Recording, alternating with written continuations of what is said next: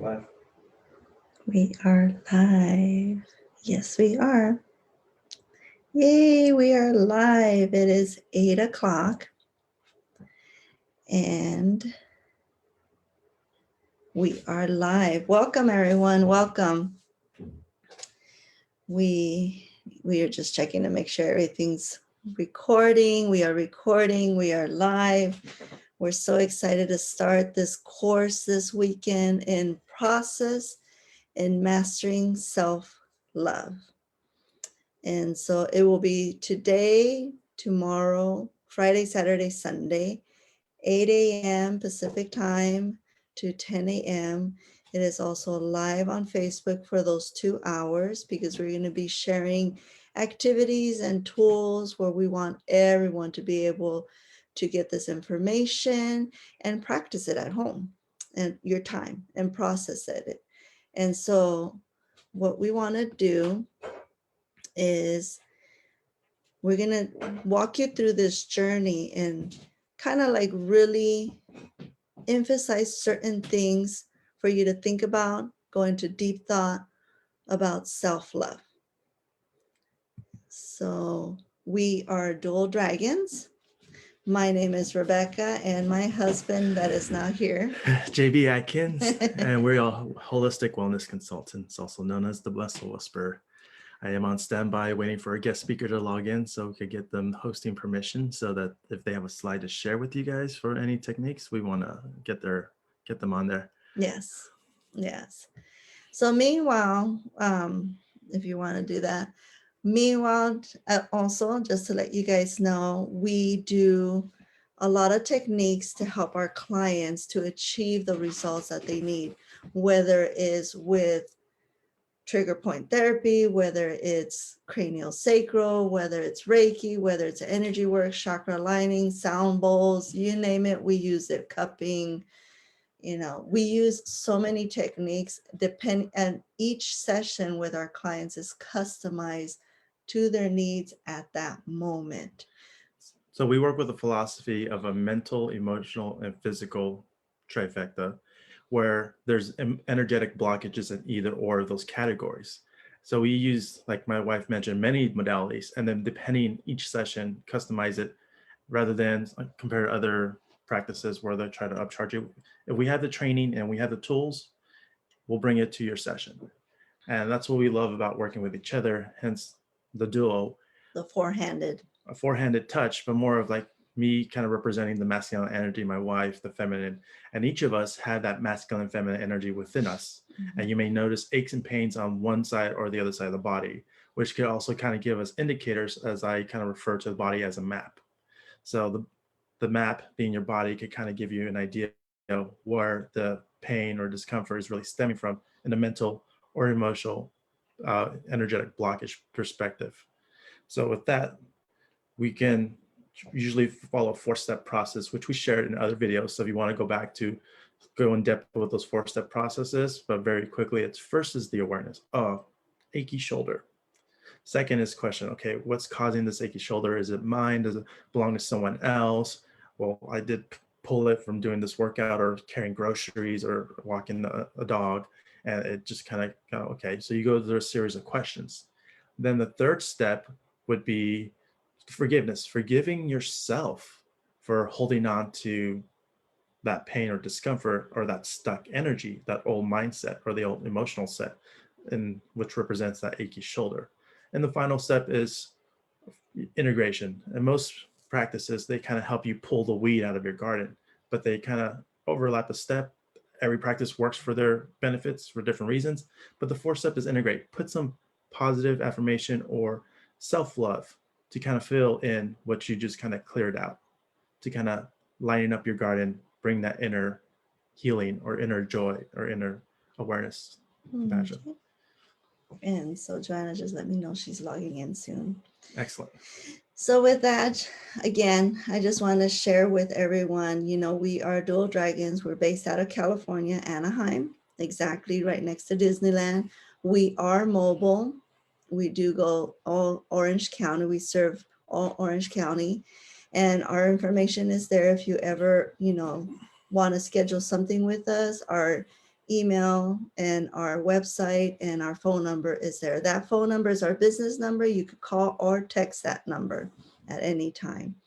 And also, if you're not comfortable with setting up a session because of COVID, we do distant healing where we could set up a Zoom and, just do a meditation process, or, just some kind of energy work where we work through you and we just have you just kind of do a self body scan, a self-awareness. And my husband and I usually could tap in.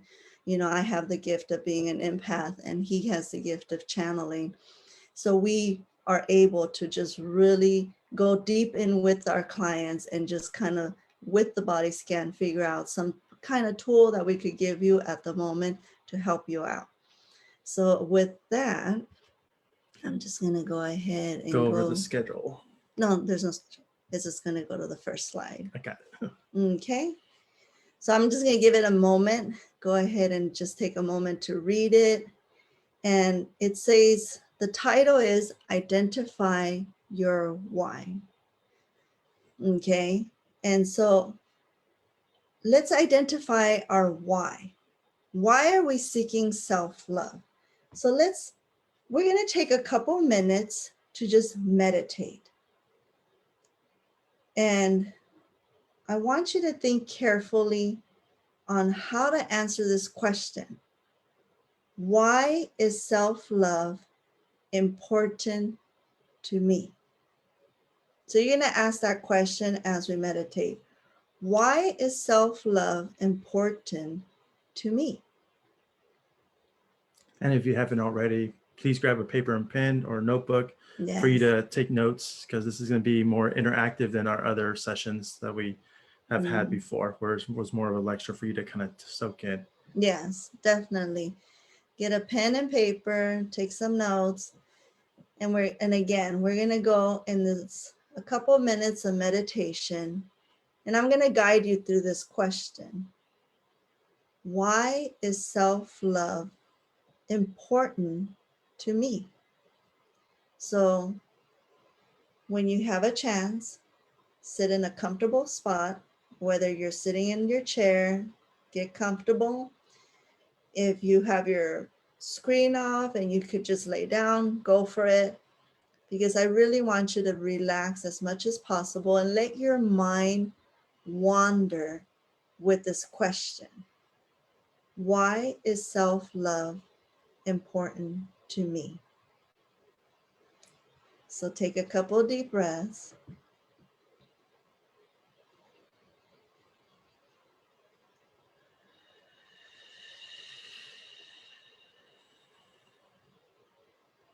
Nice deep belly breath. Inhale. Exhale.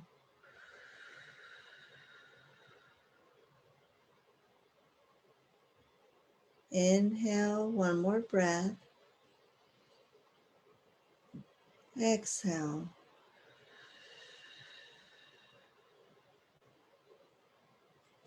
And let your mind think of this question. And whatever comes up, as silly as it may seem, or you don't quite understand it, whatever you hear, whatever you envision, why is self-love important to me?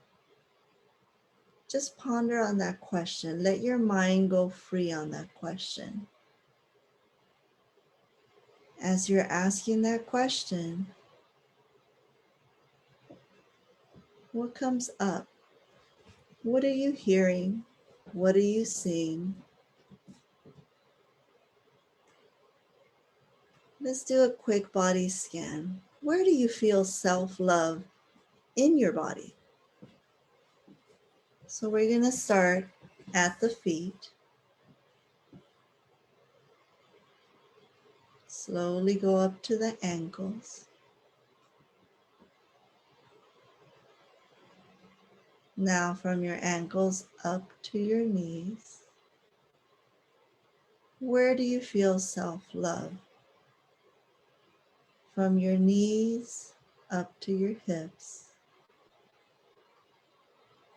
From your hips We're going to go to the tailbone and we're slowly going to climb up our spine, vertebrae by vertebrae.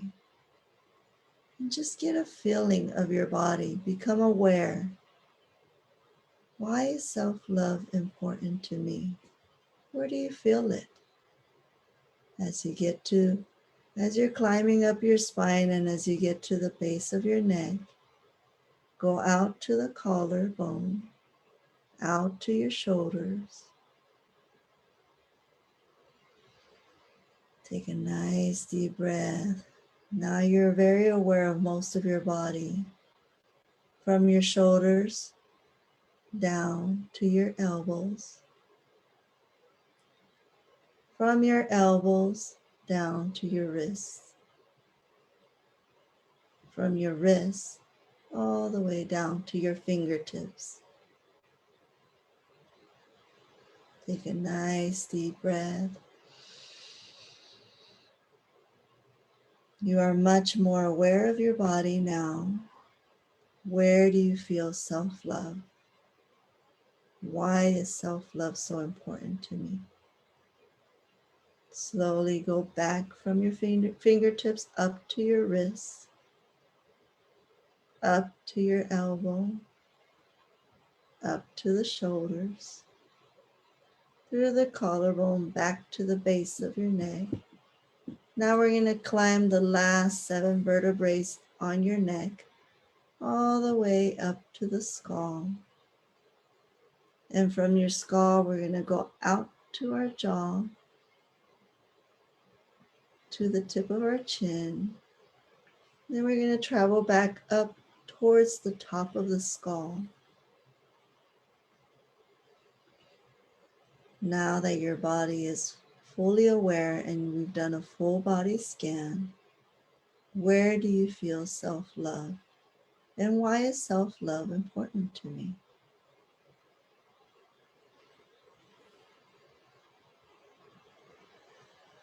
A couple of deep breaths.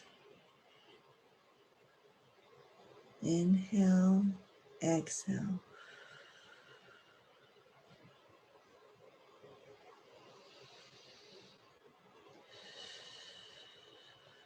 As you slowly come back, just take a minute to jot down anything that came up. The answer to your question. What did you feel in your body? What visions came up? Did you hear something? Did you feel something? I know I can share from my body that that I started feeling a tingling sensation in, actually right here at my chin. I'm like feeling this tingling sensation in my chin right here, and also my arms, and a little bit on my chest. I could feel that. And I'm going to share my answer. Why is self-love important to me? And the 2 words I kept hearing was, why not?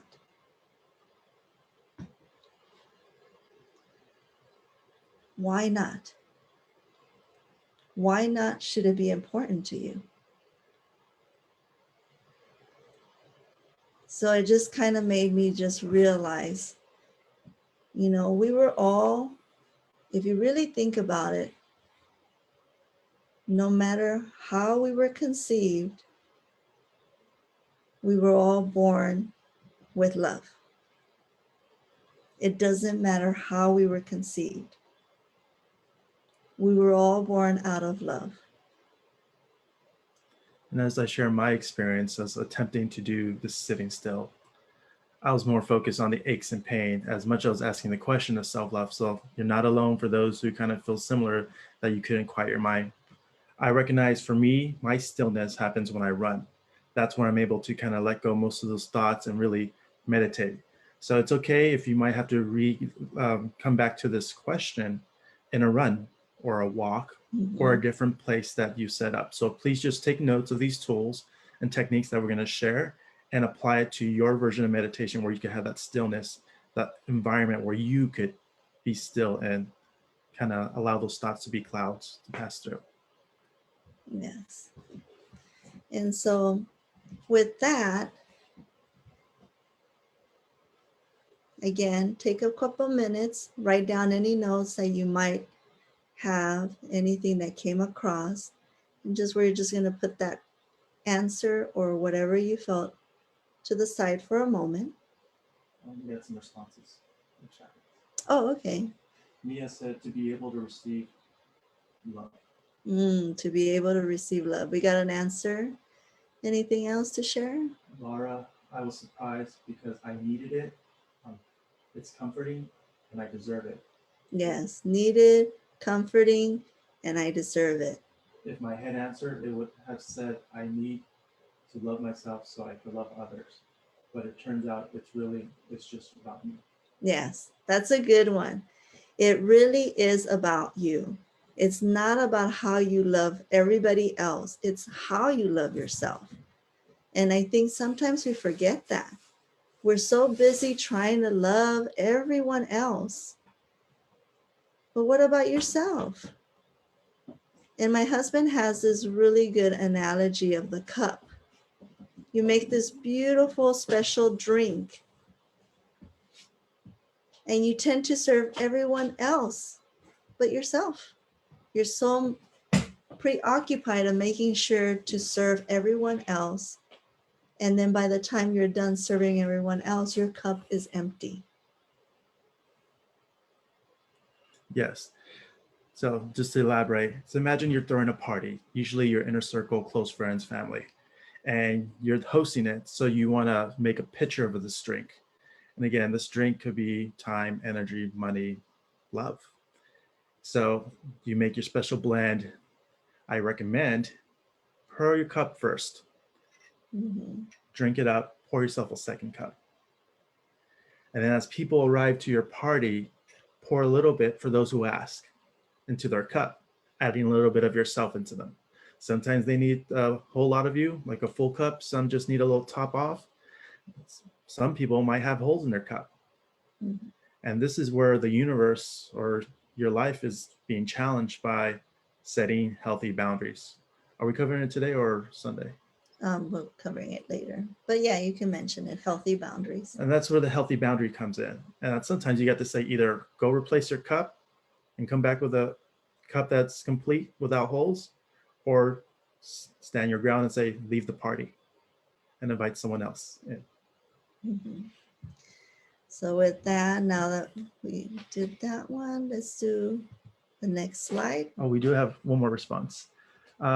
Means to get closer to your true potential. Yes, that's a good one. The means to get closer to your true potential, your true self. Self-love, as Joanna stated, is self-made. Your true potential self. Correct. So now, next slide, commit. Now we're going to commit to our why, to our answer. We're going to commit. We're going to take time. So we just took time to meditate on our why. And now that we have the answer, how will you hold yourself accountable to commit to reaching your goal for self-love? And my answer to everyone today is this is going to be a lifetime accountability. From this day on, it doesn't matter if you just live till tomorrow or if you live for many years.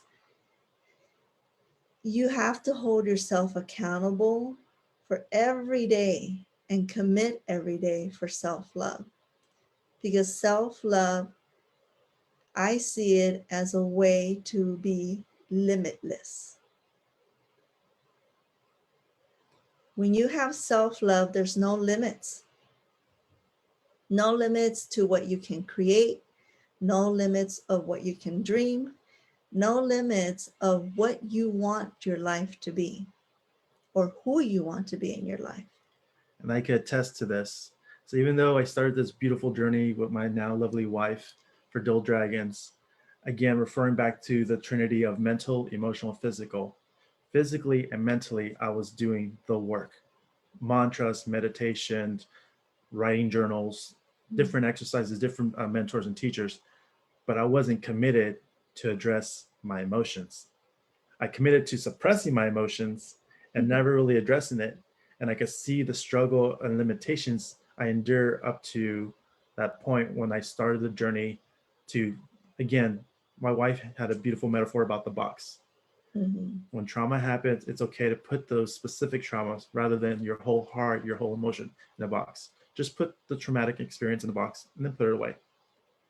Pull it out, look at it. Don't need to open it. Don't need to dive into it. Put it away. Bring it out. Maybe open the box. Look in it. Close it.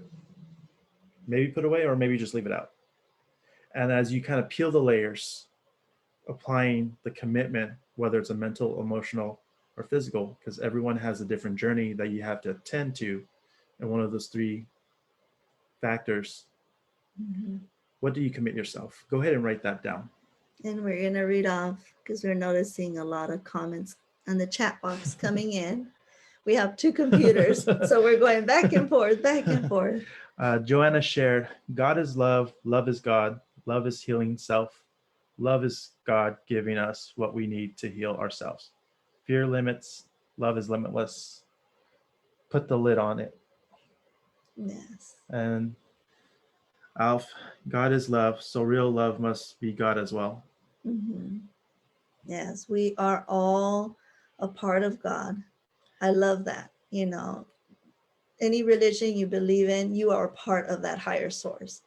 Whether, God, Allah, Buddha, yeah, and others whatever that religion, we're not yeah. aware of, and the universe. So forgive us for not knowing all of the religions. But that word, again, is perception, which Mm-hmm. we'll be covering up in one of our exercises. There's some more. Yes, it's just re-emphasizing it. Okay. Mm-hmm. So now we're going to go to our last slide. Forgive. Now let's take time to meditate on our self-forgiveness. Why is forgiving yourself an important part of this exercise? It gives us an opportunity to move on or forward on your path of healing and self-love. You know, we tend, people say, like, what do you mean by forgiving yourself? Because we hold on to these fears and these limits, and we hold on to them too tight, thinking that it's helping us in some way. And then when our perception changes, what happens? You tend to turn to anger and say, why did I let myself do this? Or why did I do that? And instead of questioning yourself or being angry, Or any other emotions. any negative emotion, just kind of like, it happened. I made a mistake. And it's just like when we look at our children, like, for example, when you're serving breakfast, you're in a rush, and you put a glass of orange juice, and they're careless and they drop it. And they feel horrible. They're like, I'm sorry, mommy. And then what's the first thing you say? It's okay. It was an accident. It was an accident. Why is it so easy for us to comfort our children, but not ourselves when we spill our orange juice? So it's the same concept.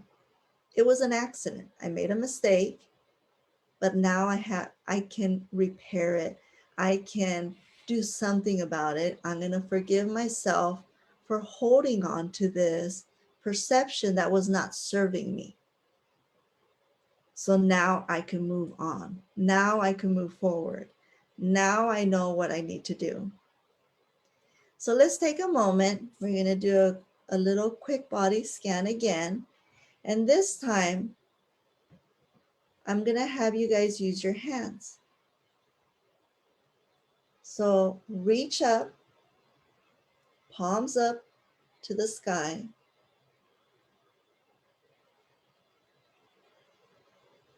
And just feel that energy, that loving energy, our higher source. Everything, our spirit guides are present at this moment, and they're here with us. And you could feel it in your hands. Right now, as you have your hands up, I could feel this beautiful energy, almost like a cool breeze on my hands. Almost like if it's instead of a fire flame where it's hot, it's a cold flame. And it's this beautiful cold breeze that when I'm going to brush over my body, it's going to bring this sense of peace, love. So now, slowly with your hands, put them on the top of your head.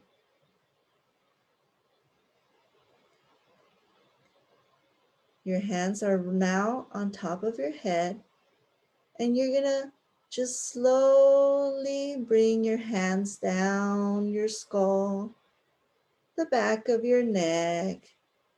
You're doing like a little self massage. Just spread all that energy through your arms, in front of your chest, on your back. Just move, just use your hands right now. Your hands have all that beautiful, loving energy, and just put it all, go down your legs. You're just giving yourself a self massage. Hug yourself. Mm, I love hugging myself. Those are good. And forgive yourself at this moment for holding on to anything that was keeping you limited. Okay. So with that, we've reached the time to do an introduction. So we have our guest speaker here, Joanna, and she is our Miss Women West Coast. Woman West Coast, California, United States 2020. I love that. I love all these titles. We need to get more titles. And she's the creator at And Excel. And so there you see her site, also how to reach her. She's the author of Made with Love. And this is why we're doing this course, because back on January 22nd, we did our series on trauma, and she was our guest speaker, and we introduced her book, 22 Days of Self-Love and Awareness. And we started a 22-day challenge that is ending, I believe, this weekend. It's ending this weekend. And this is something that you could just repeat. Like she said, you could, do it for 22 days, and then process and repeat. Process and repeat. And I really enjoyed this 22-day challenge. If most of you know, I've been sharing my board on Facebook, on her page, I Am Love, and that I put that page down there. So if you want to do the challenge, you still can. Just go to her Facebook page, I Am Love. It's down there.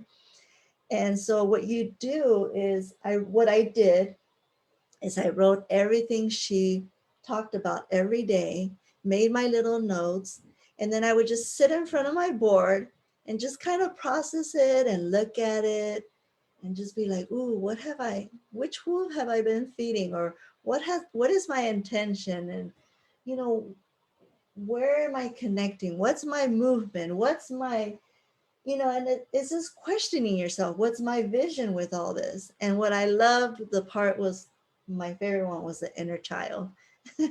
I got to pull out some old pictures of my inner child. And that's an activity we're going to be doing after Joanna speaks. I pulled out pictures, and I invite everyone to do this activity.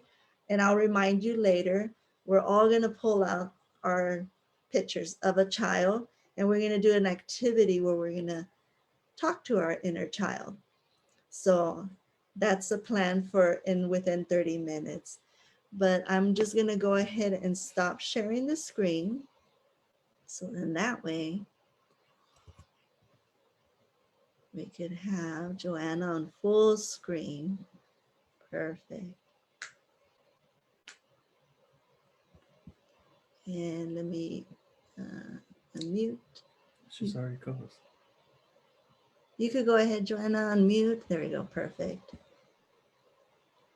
Good morning, everyone. How's everyone doing?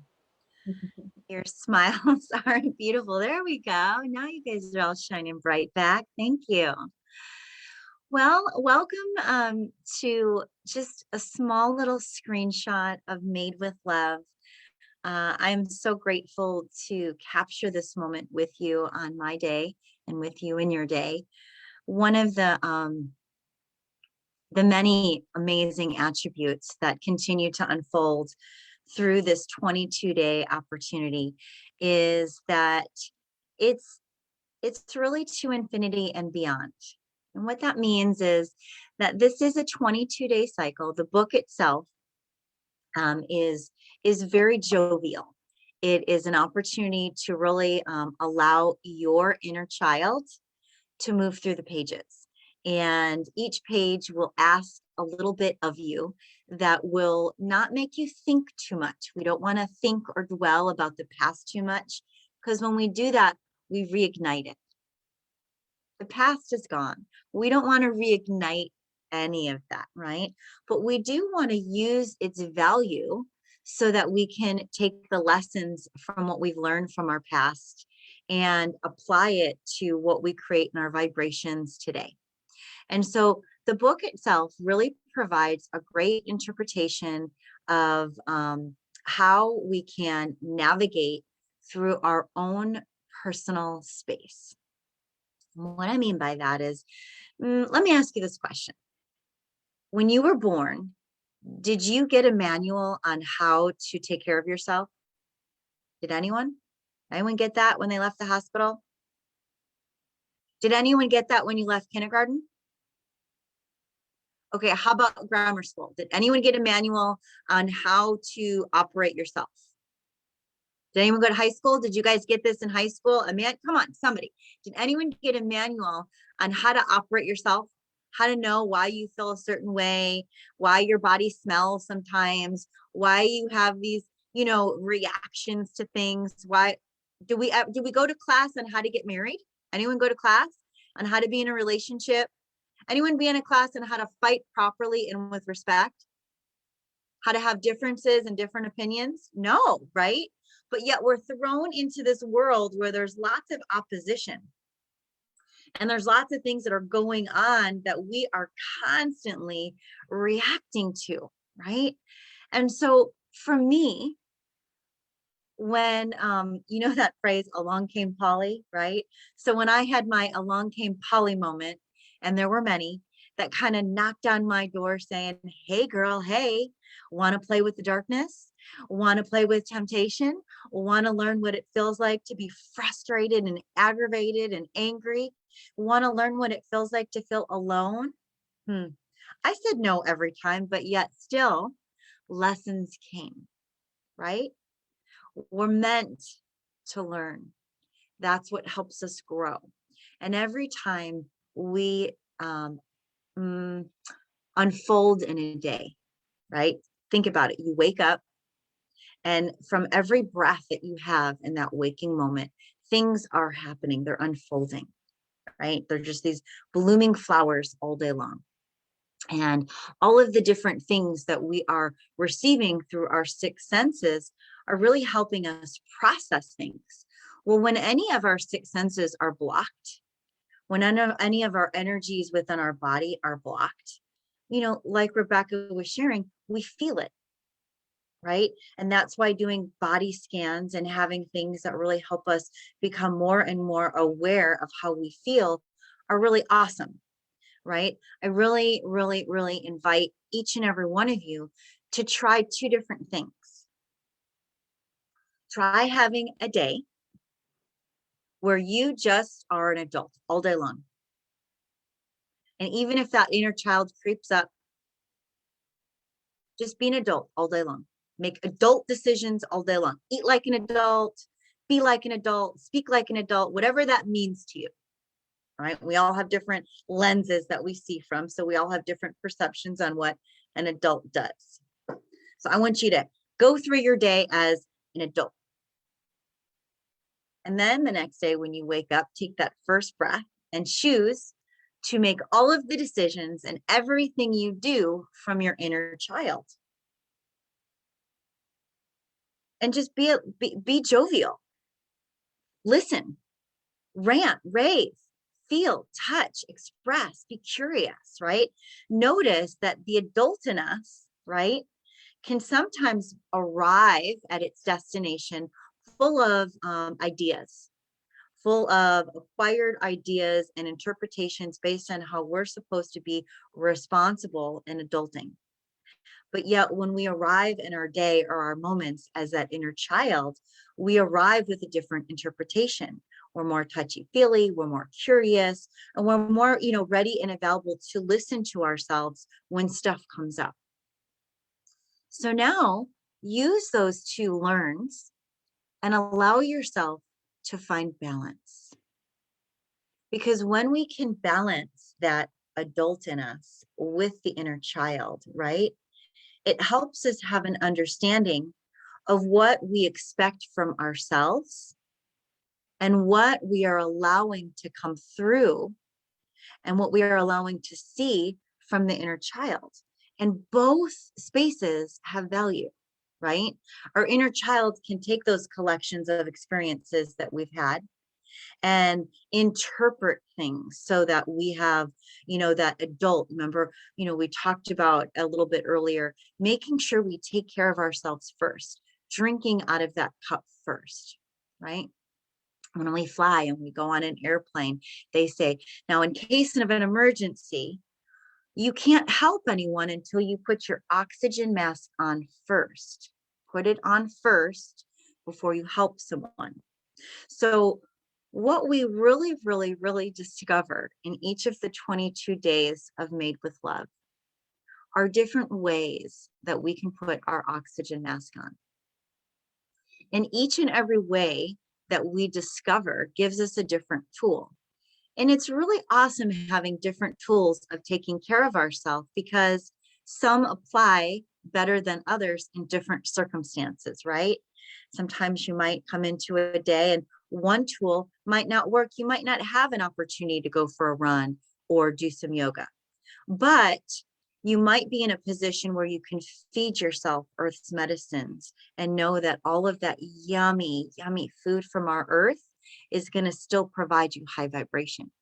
You might not be able to connect with your inner child and go for that bike ride later or go roller skating, but you can sit quietly in a meditation and sit with that little child and still love them and give them praise, right? You can still play and connect with that inner child no matter where you're at.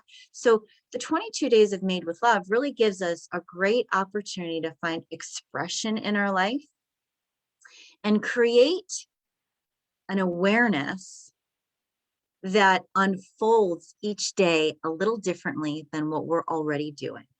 It provides you an opportunity to just dwell, but to dwell in a positive vibration with an opportunity to think about some things and feel some things that open your heart.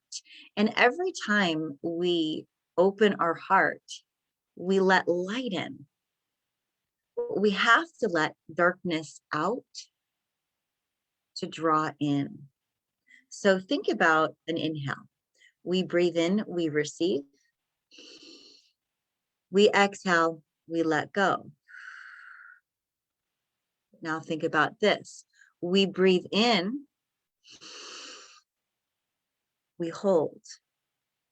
We exhale, we receive. So now an exhale we just discovered can do two things. It can let go, but it can also receive, right? And that's the beauty of awareness, is taking little teeny tiny fragments of things that we can attune to that help us receive what is needed each and every day. And so some days when we are tumbling through awareness, we may need to do a lot of things that help us release. But you ever notice some days you need to receive, right? Some days you just need to receive. And that in itself is a practice, because we all agree we're in the nature as humans to give, give, give, give, give. And then we can feel depleted, right? And we can be great at providing for others. But when it comes to creating that space for ourselves, the only way you can ever have that is if you practice receiving. You have to practice receiving as much as you practice giving. So in our 22 days, we practice just about every other day in the cycle, giving and receiving, and what that ebb and flow feels like. And you'll start to notice that right about that 11th day, you start to really feel balanced. You start to really feel your being, and not just from a physical sense, not just from a spiritual sense, but you start noticing that the chemicals are changing in your brain because of what you are tuning to and what you are creating great awareness to, right? And one thing that we forget, because it works so great, is our bodies, they're magic, they're miracles, they're meant to heal themselves. And if we allow ourselves to find balance and harmony in that giving and receiving, that ebb and that flow, that yin and that yang, soft, right? We can create that synergy within ourselves that give us what we call homeostasis, a really nice, stable, steady place to be. Now, think about this. You have to make a really, really big decision, right? If you have to make a really big decision and you're feeling chaotic, or you're feeling a little too joyful or a little too dull, right? You have to make this really big decision. If you're making that decision from the reaction of those vibrations, do you think it will be as powerful if you make that if you make that from a response instead of a reaction? Okay. And so we think about all those different tools that help us with that interchange, that help us give us grounding, so that when we are in our human mode and we have all these different energies swirling around us just from interacting with life, we have a great awareness of our part in it. And therefore, we can generate vibrations with intentions that are supported by actions that give us the results we're looking for by simply slowing down a little bit, really mindful, pulling out some of our mindful tools and allowing those tools to give us the ebb and the flow of balance and giving and balance and receiving.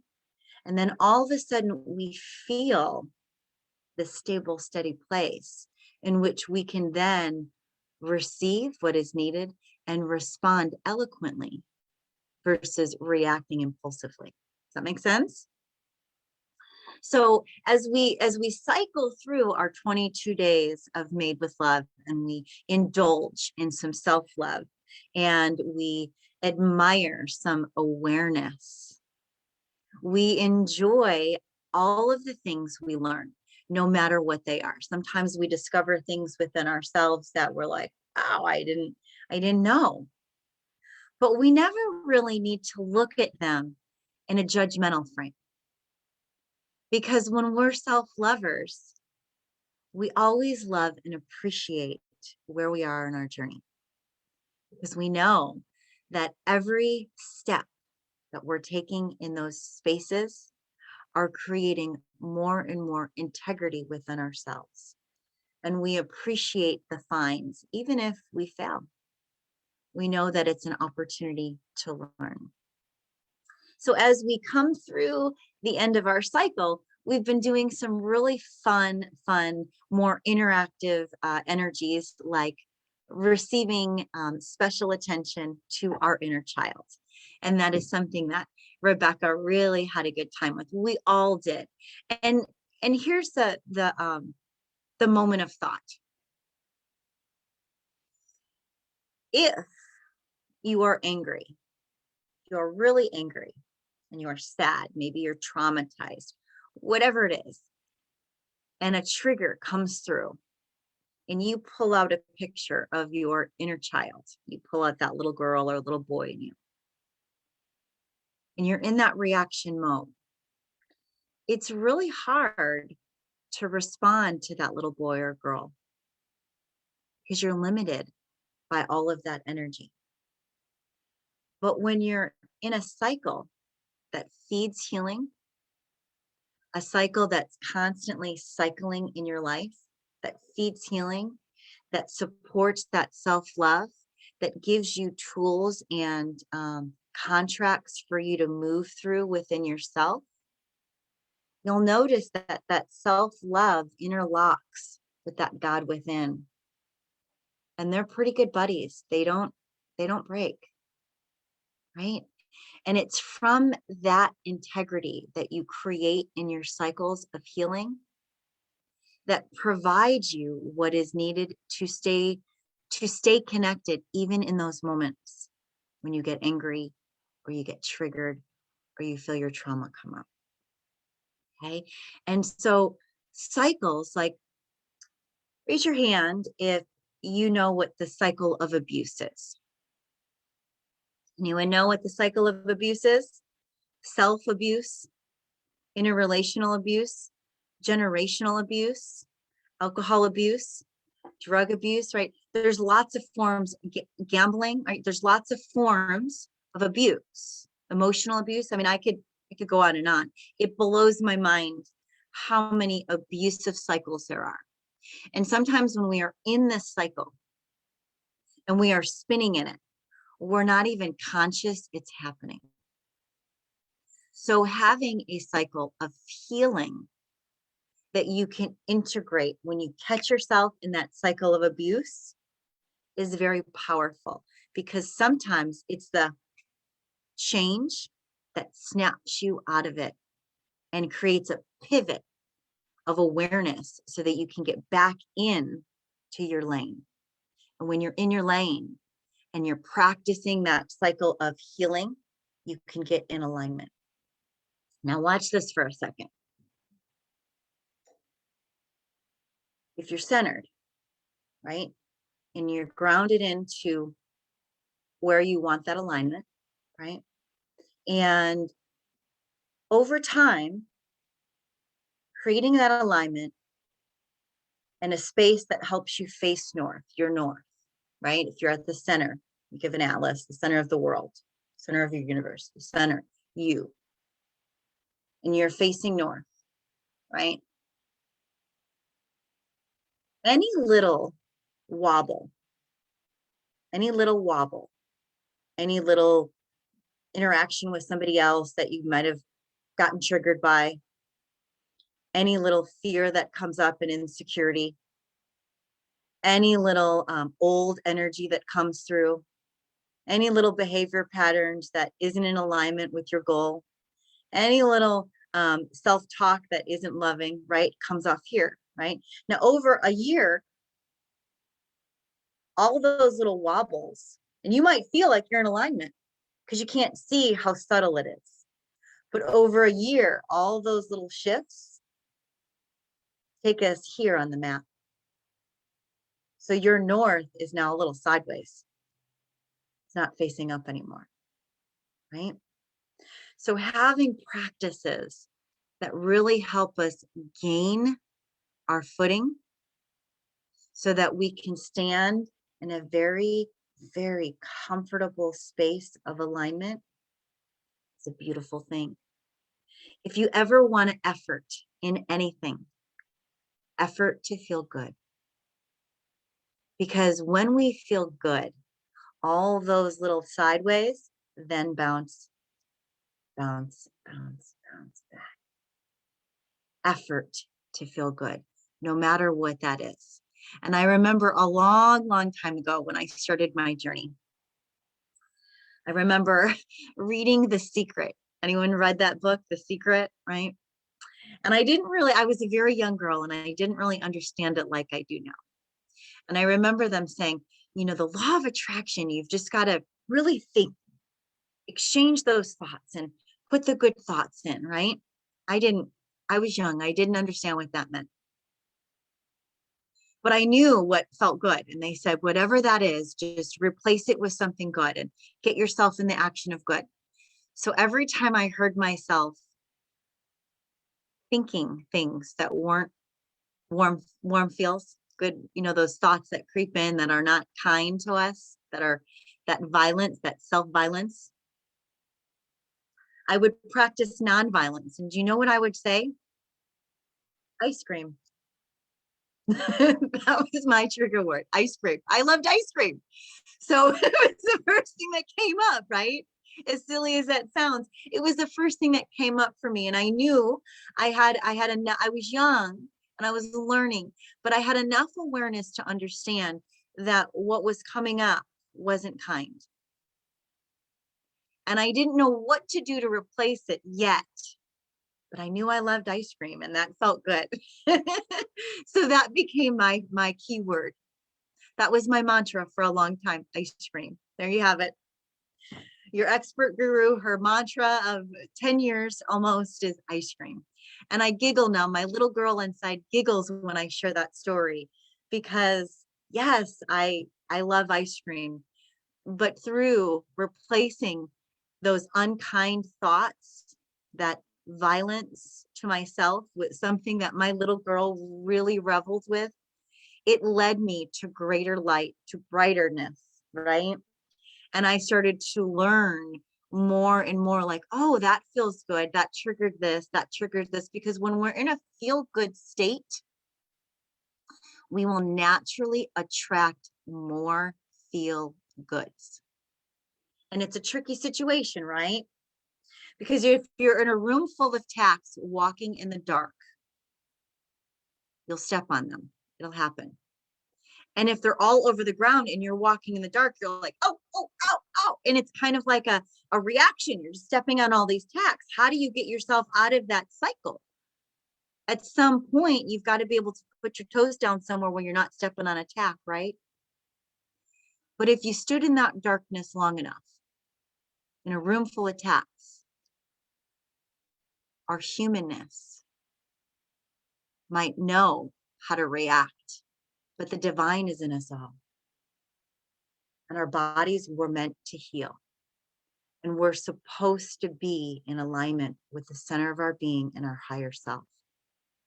So what I want to share is if you stood in that darkness long enough with a room full of tacks, you would figure out how to make yourself feel better and find those little spaces in between the tacks to tiptoe on. And eventually they wouldn't even be there if that's where you focused on, was that space of feeling good. So be relentless. Be relentless about feeling good. And feel so good and can interpret more and more ways in your life that are organically supporting you. And the key to that awareness is so that you can create a cycle for yourself that feels good, so that when you find yourself triggered and kind of off the path, when you find yourself going back into those cycles of abuse, you can immediately get yourself back in line, get yourself quickly, be resilient, relentless about feeling good, valuing yourself, because a parent, really good parent, always tells their child, it's okay if you spill. It's okay. I love you. I'm here for you. What do you need? So no matter how old you are, still talk to yourself like a little one. Still love yourself like a little one. And just like you would with little ones, you'd want them to be resilient and quickly get back into a better state and find healthy tools to take care of yourself, right? Parent yourself, parent your little one, and be relentless about loving those spaces within you so that you can feel good always. Because when you feel good and when you feel the center of your being, you're able to make decisions in your life way differently. And it's from those decisions in your life that you can write your manual for your life. You then can create your own rules, your own belief systems, your own moral compass that says, here's my book. Here's my manual for me. This is what it takes to take care of me. This is what my nutrition label says. I'm full of all of these ingredients and I'm fabulous and I'm healthy. And you know what's awesome? My nutrition label and my manual is different than yours. And yours is different than your neighbor's and your neighbor's over there. No one is alike. That's why there could never be a manual for all of us. It's not one size fits all. It's just meant for you. So be the expert of you. Learn, be relentless. Take the time to discover yourself every day. Because newsflash, you don't just do this work and then all of a sudden, amen, you're healed. Nope. I wish. No. You got to get up every day and take that breath and understand how important it is to give, but also receive. And not get stuck in limiting yourself and thinking that every day is going to be the same because you got these great tools and now we're off and running. No, it doesn't work that way. It's different every single day. You get a new day every day, but you've also got a ton of tools. So you might use them all in one day, or maybe just one, or maybe do a different tool each day. But nonetheless, when you take the time to become aware of what it is that you need and you write that manuscript for yourself, you'll always have that foundation to grow from. And that's what we call being made with love. Love is love. God is love. And self-love is God giving us what we need to heal ourselves. So I hope that each and every one of you feel the love that you were born with massive abundance, and allow that love to heal you moment to moment, each and every day. And the beauty of that is when you create that space for yourself and you generate that energy and you radiate that light, it's the most infectious pandemic known to man. It will spread. It will spread and it will infect everyone you know and love, and then some. And you will notice, people will be like, wow, what's going on? I mean, you'll notice it because people are attracted to that light. It's like a magnet, right? When something feels good, you can't help but want to go to it. So just think of all those incredible tools that you were attracted to help you feel good. People are now going to be attracted to you and your tools in your vessel because you make them feel good. So just by being you and staying in that space of alignment and working on yourself, you're going to provide all this massive abundance, not just for yourself, but for others without ever leaving home. Thank you. Namaste.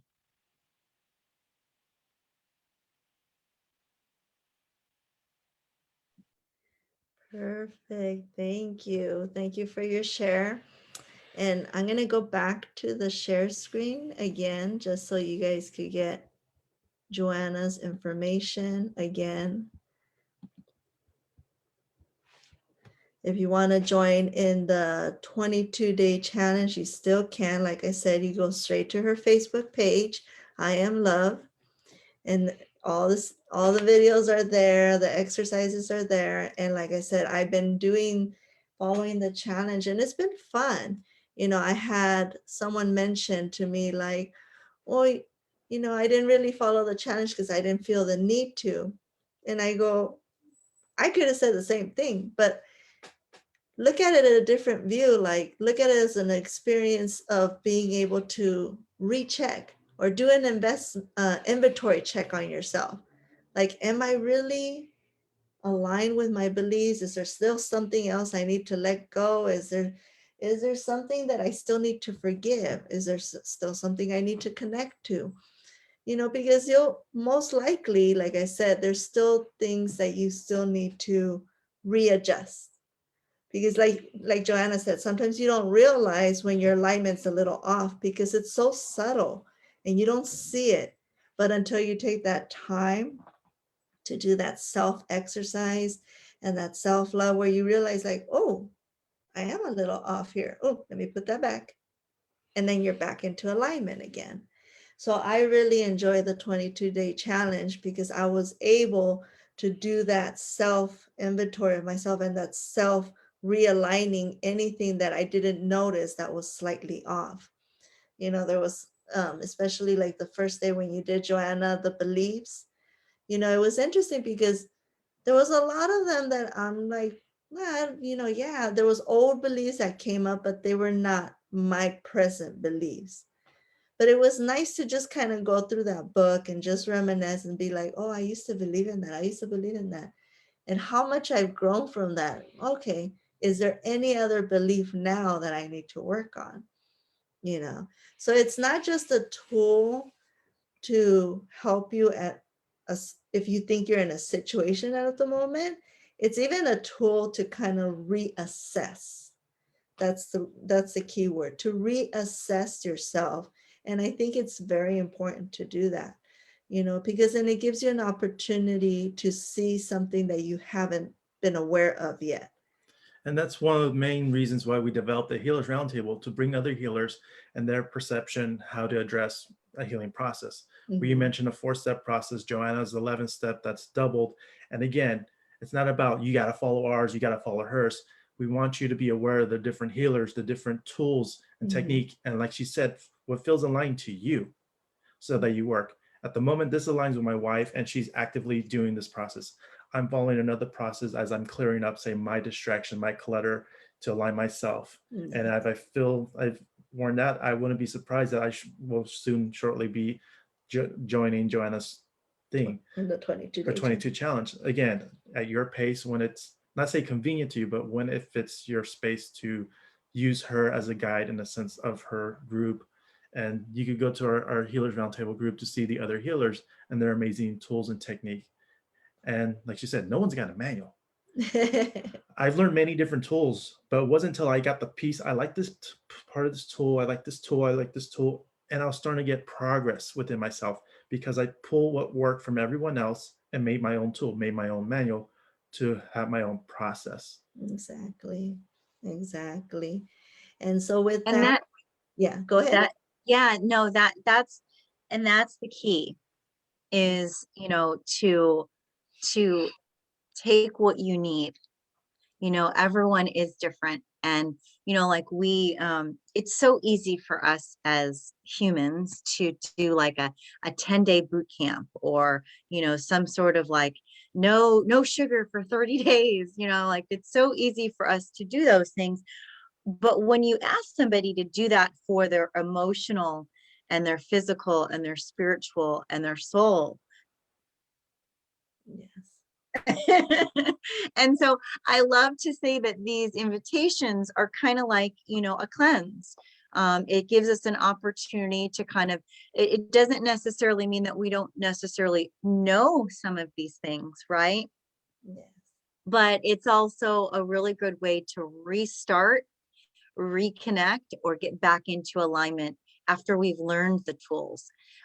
Because then, that's when you're able to, learning the tools is one thing, but being able to know when you need them and how to integrate them later in your life is a whole nother understanding of just really beautiful receiving.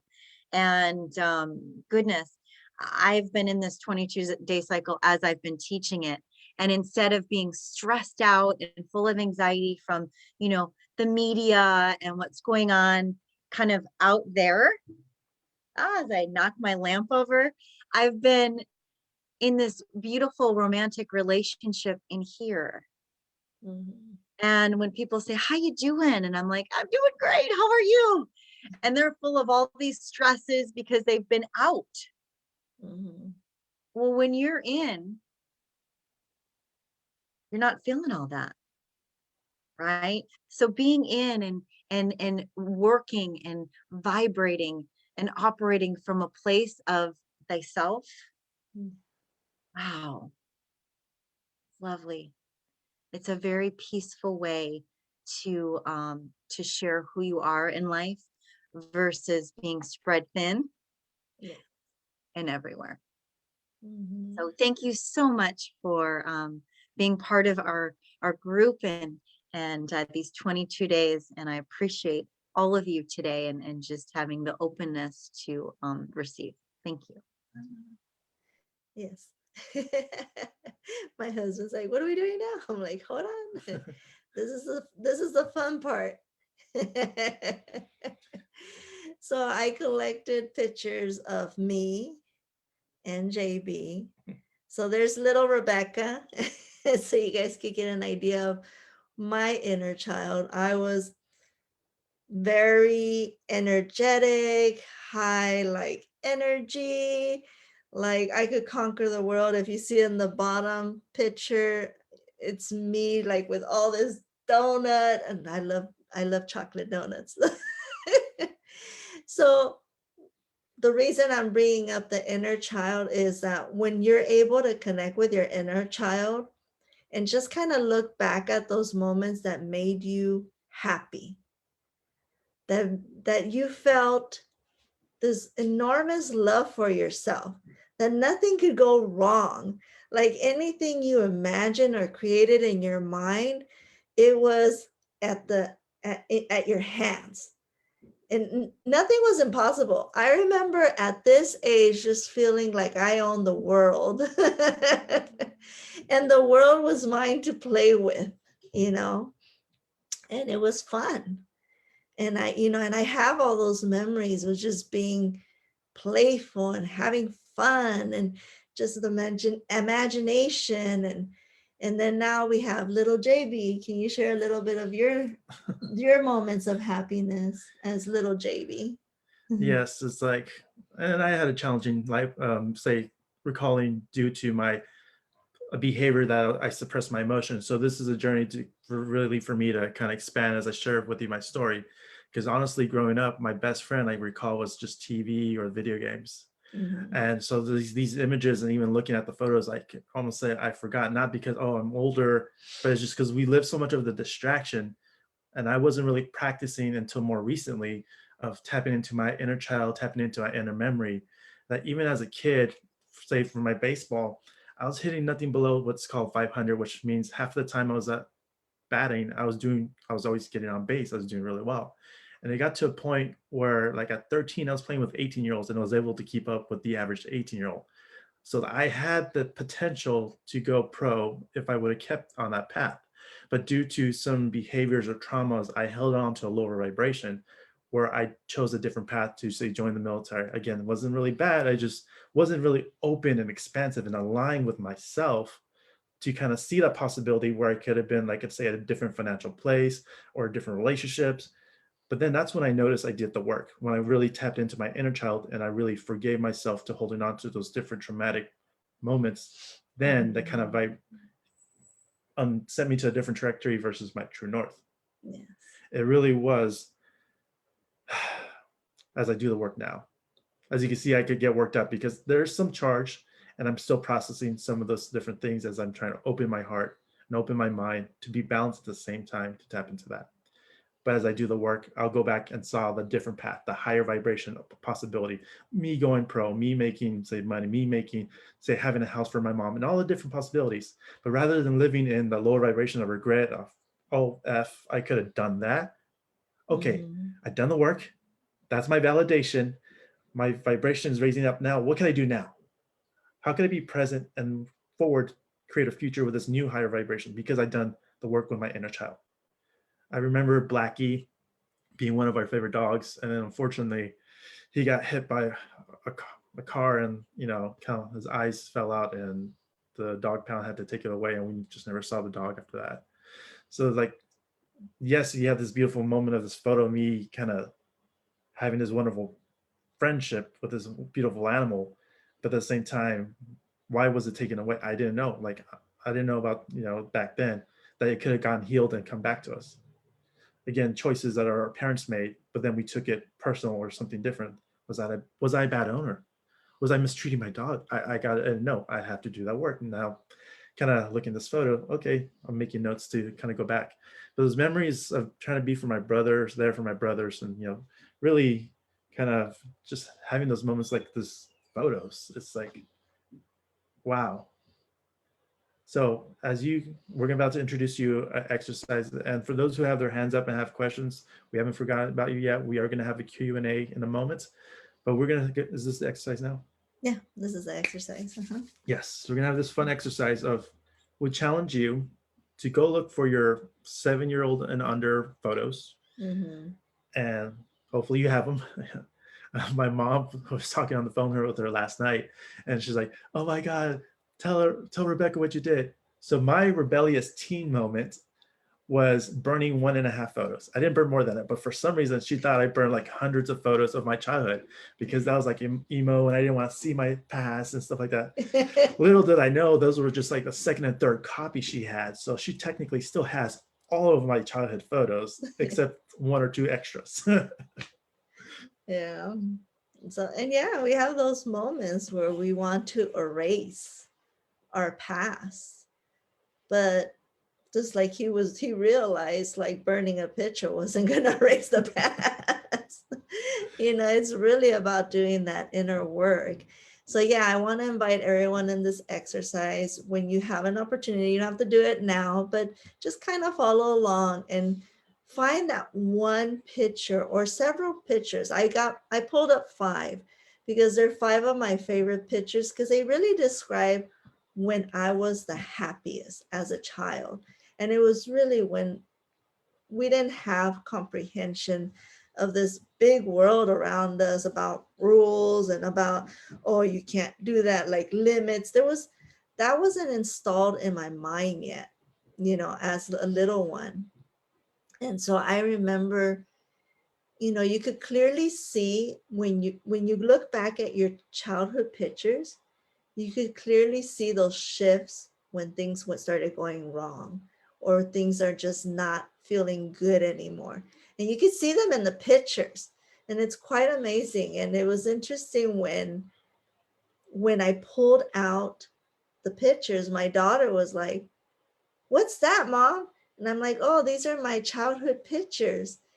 And she goes, I want to see them. And as she's looking through them, she goes, oh my God, Mom, you look like me. And I started giggling, and I'm like, well, actually, you look like me. But in her mind, it's like, why do you look like me? But it was just interesting seeing her carefree, just the way she was looking at me. And oh my goodness, Mom, you were crazy. Just seeing the picture of me dancing in my undies. Or there's some pictures of me like where I'm just in my front yard, just wearing a diaper, completely nude, and just running around. And she's like, why were you naked, Mom? Well, Mom liked to be naked when she was a kid. But it was fun. It was just fun going back to that time. And what I want you to do is those pictures, I want you to just look at them and go back in time, not to focus on the bad moments, but I want you to pull those pictures that bring that happiness, that joy, that love. Like, oh, this is a good picture. Oh, here's another good picture. This is a good one.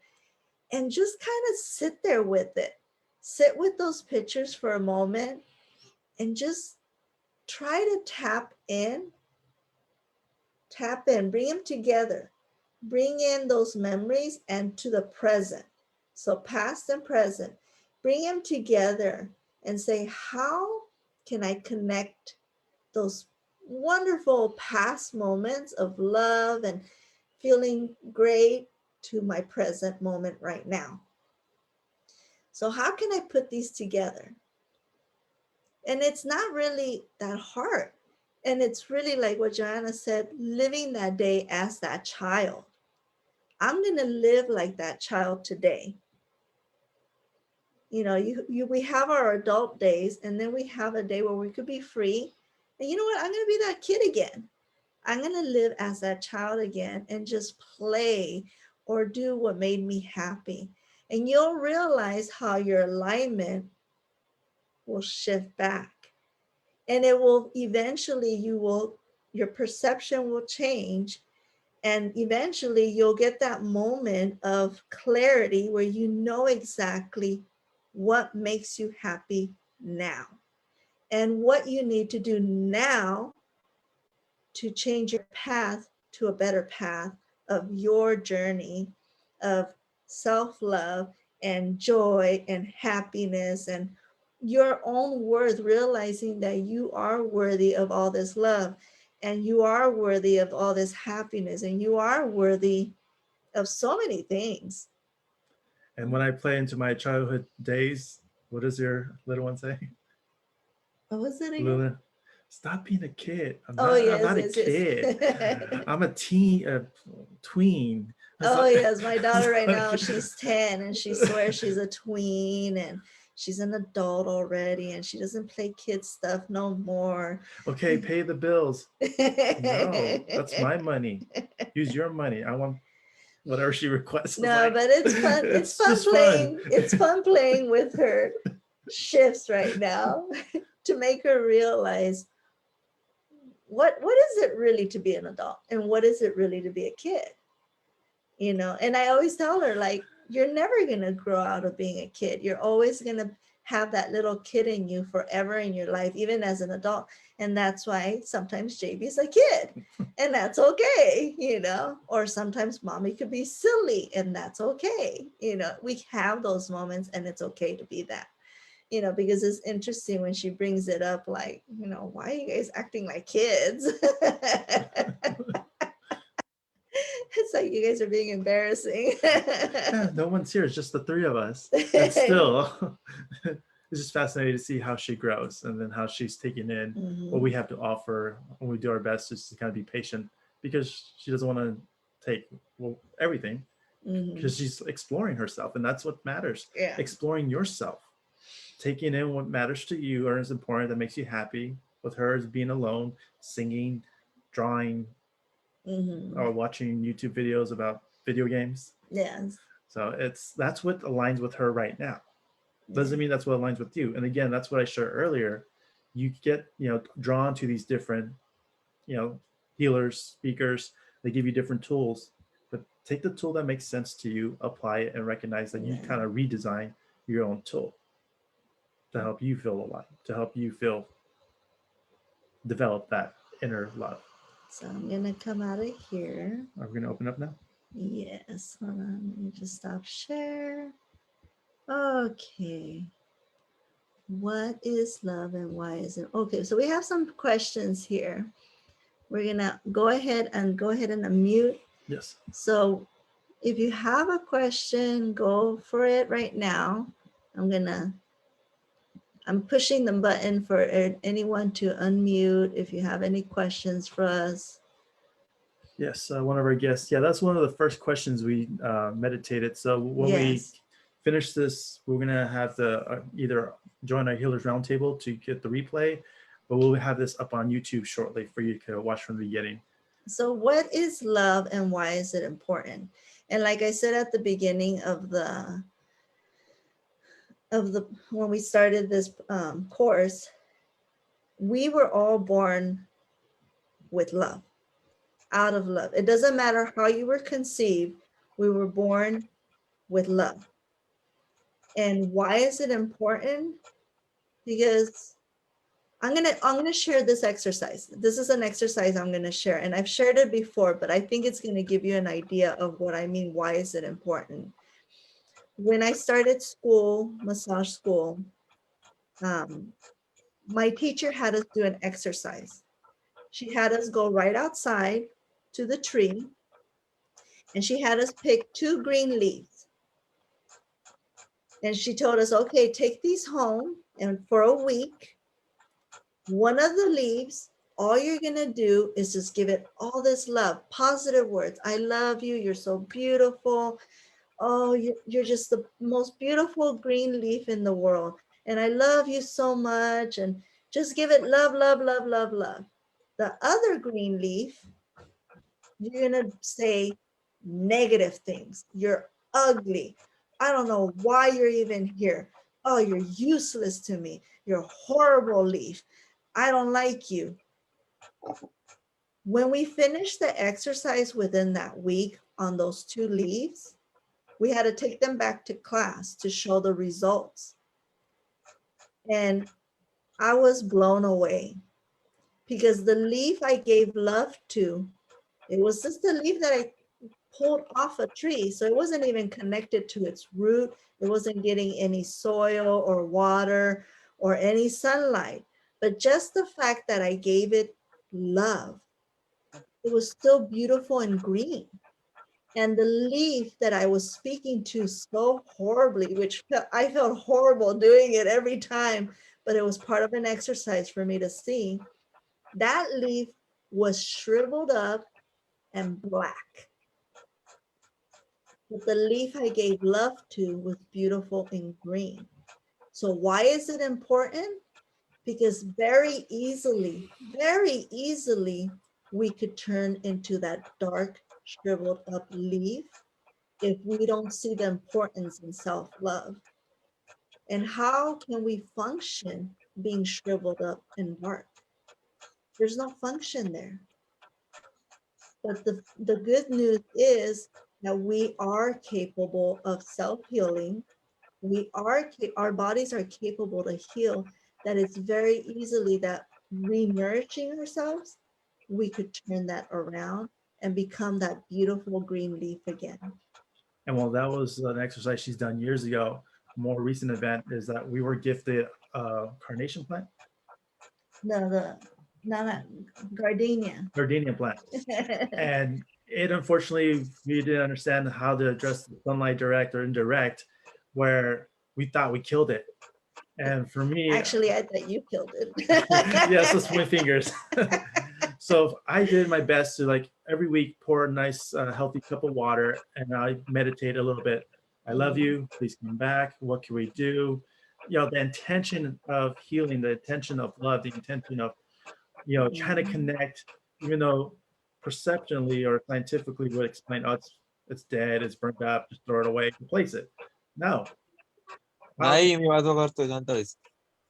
Yes? そう。 What was your question? Oh, I think he, Okay. I don't think he realizes he's on mute. All right. But then again, it's something to practice every day. It's not so much I have to do it. It's like, Sorry. get yourself in the position that you want to. So give yourself, like you said, the intentionally that time to adjust that center of self-love.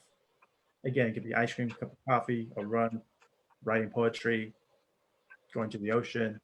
Discover Yeah. what activity would be to help you kind of provide that centeredness. And that's the key, that the more, and when you are in a, and I say this from complete compassion, because I am, as much as I speak the language of love, I'm human, and there's not a day that does not go by that I'm not practicing and using my tools. I fall apart, I get triggered. My kids always remind you, oh, mom, so where's all your yoga tools now? Right? I mean, all the time. My honey is always like, I'm telling on you. Right? So I just want to put that out there. I'm human too. And I say this from a human heart. When you are triggered and when you are, you know, seeing red and you've fallen off the track, right? Humpty Dumpty. It's hard to remember this. Yes. But I assure you, the more you get in the habit of getting back into that feel-good space, getting back to ice cream, we'll use that as the big joke for today, right? The more you learn how to adapt to those overloads, those floods that come in, and you work relentlessly to be resilient and to get yourself back on track quickly. Don't let yourself sit too low. Get triggered, fall apart, get angry, but be like, okay, okay, dust it off, do whatever you got to do. Go to your book and look at what it what your manual says of how to put myself back together and get yourself back there. Because what happens is, like any habit, feeling good can be a habit too. Love can be a habit too. It can be something that becomes second nature, right? I am guilty of always looking at the best in people because I've made it a habit. I've made it a habit. You know, I'm working with my love, and, you know, he can be really, you know, he's very conditioned to sometimes find why something won't work. And so I, you know, really laugh and say, that's why God brought me to you, because I'm the girl that always finds a way to yes. And so when you get in the habit of choosing happiness, and you get in the habit of feeling good, and you get in the habit of finding a way to yes, it's less and less easier for those other habits to creep in. You'll find that everything that you're seeing is bliss, and you're like, oh my God, I'm so grateful, and oh my God, I'm so blessed, and oh my God, like you're just, it's a habit, it's a practice. But I promise you, like anything else, it takes over. And once it does, it makes it really hard for those other little creepers to creep in, because your happiness and your joy sits right there going, nope. And it makes you more aware of contrast. And when you are more, I always say, receive your life in an 80-20, 80% really good, and give that 20% for the, you know, things that fall off track or whatever, those indulgences. But when you're really practicing that 80-20 rule, and most is really, really efforting for good and efforting for that love, you'll notice that not only does it become that habit and a wealth for you, but it also becomes your protection. And it is what protects your bubble and feeds your vortex, because it knows what you want. Love always knows your truth. It's the fear that creeps in to distract you and challenge what you know is love, right? So when we practice and we practice and we practice and we make it more and more and more of our everyday, it's really, it kind of gets hard for those other little creepers to get in. Because even when they want to show you some darkness, you're like, no, I am blessed. No, I'm abundant. No, we are so lucky. And yes, the world might be going cuckoo for Cocoa Puffs out there, but I'm good. This has been the best year of my life, right? This is the best day ever. And then our kids, instead of growing up observing abuse, can grow up with memories like, my parents were so crazy. They were always laughing and doing the silliest things. And they were talking about playing with their inner child. And wouldn't you rather our kids grow up and think that of us than think the some of the ways that we, right? Yeah. So those are wonderful gifts that our kids get to see as we practice love in our life and feed those beautiful cycles of healing.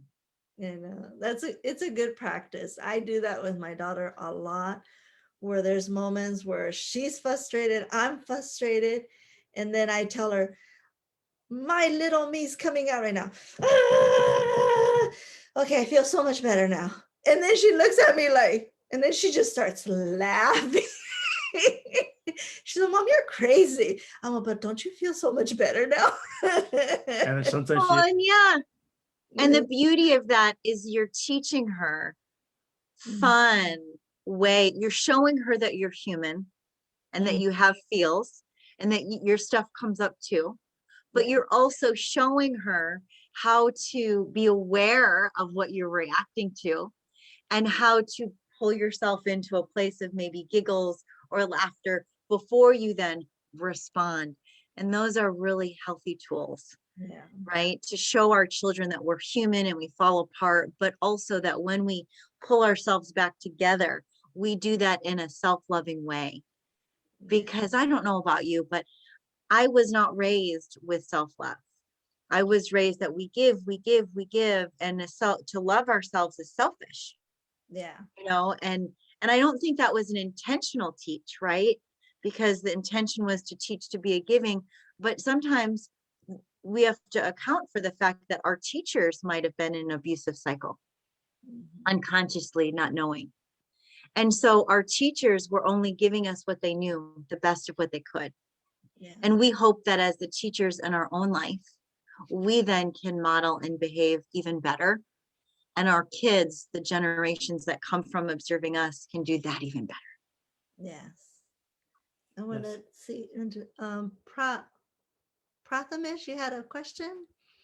You raised your hand. I just want to make sure we answered your question.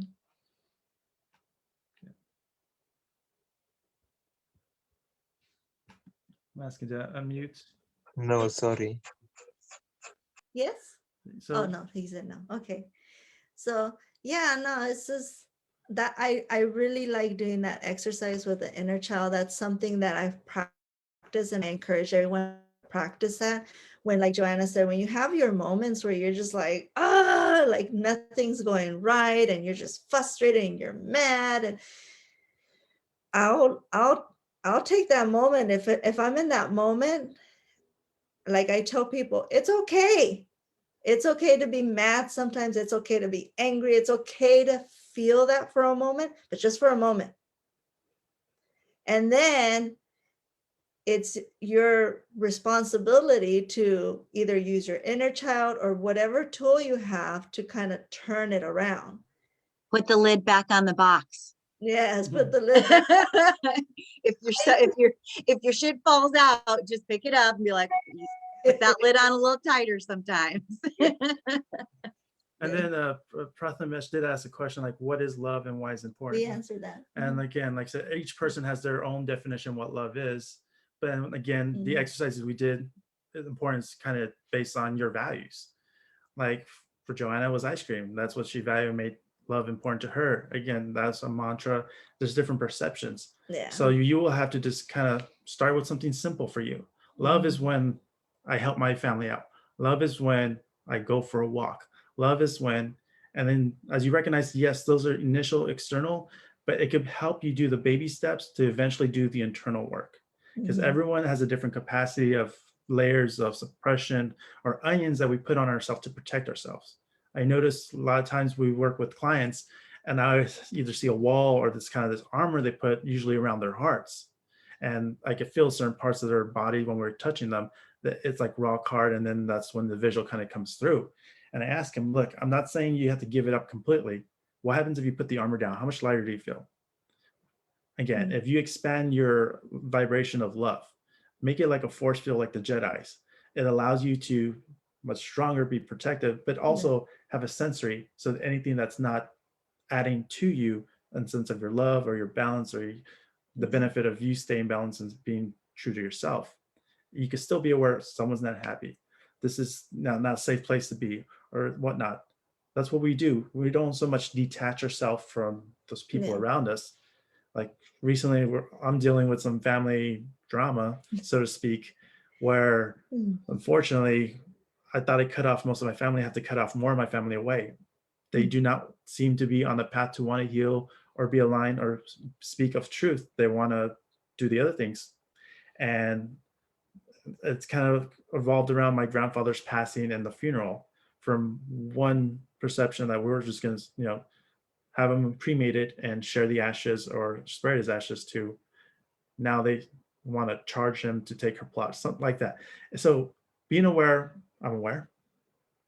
I don't let that energy, frustrate. Yes, it triggers me to still be human, to kind of tap into being a soldier and tap into the war, what violent thing I could do to manipulate, and like, okay, why am I doing that? Again, doing this process, awareness, I'm being angry. What's the block? Positive desire has been my tool to address anger. And I ask a series of questions, which is the second step. And then, okay, how do I forgive myself for holding on to that? Why would I want to make their life worse? Why would I put that energy out there to make someone else's life worse, where I could put that same energy to build my foundation, to build my heart of self-love, to kind of expand my barrier to not just say for myself, but for Mhm. those that are involved in my inner circle. Yeah. And someone just posted on Facebook Live a really, really good question or a statement. They said, out of love, I made a promise to someone. I now know that in fulfilling on that promise, I had given my power away. That being said, I don't want to go back on my promise. I want to follow my heart, but I have created a situation where I feel I cannot and still remain in integrity. I would love to figure out a way to turn this into a win-win instead of a compromise. And this is interesting.